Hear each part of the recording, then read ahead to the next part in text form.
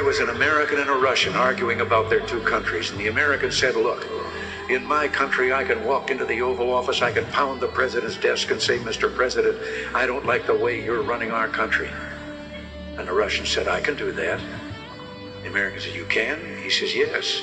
I can go into the Kremlin to the General Secretary's office, pound his desk and say, Mr. General Secretary, I don't like the way President Reagan's running his country. Less than one family out of 7 in the Soviet Union owns an automobile. Most of the automobiles are driven by the bureaucrats. So an order went out one day to the police that anyone caught speeding, anyone, no matter who, gets a ticket. Well, Gorbachev came out of his country home, his dacha. He was late getting to the Kremlin. There was his limousine and driver waiting. He told the driver to get in the back seat, he'd drive, and down the road he went.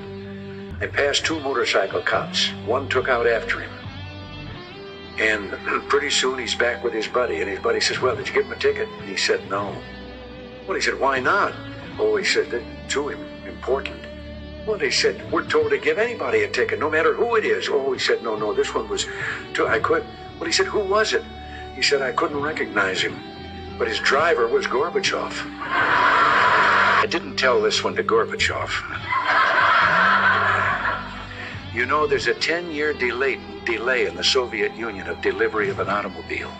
And you go through quite a process when you're ready to buy, and then you put up the money in advance. This man, he laid down his money, and then the fellow that was in charge said to him, okay, come back in 10 years and get your car. And he said, morning or afternoon?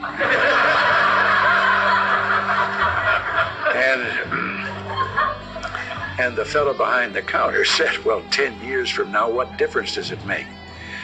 And he said, well, the plumber's coming in the morning. The heads of state that I met with on this visit told me the story about the 2 fellows in the Soviet Union who were walking down the street, and the one of them says, have we really achieved full communism?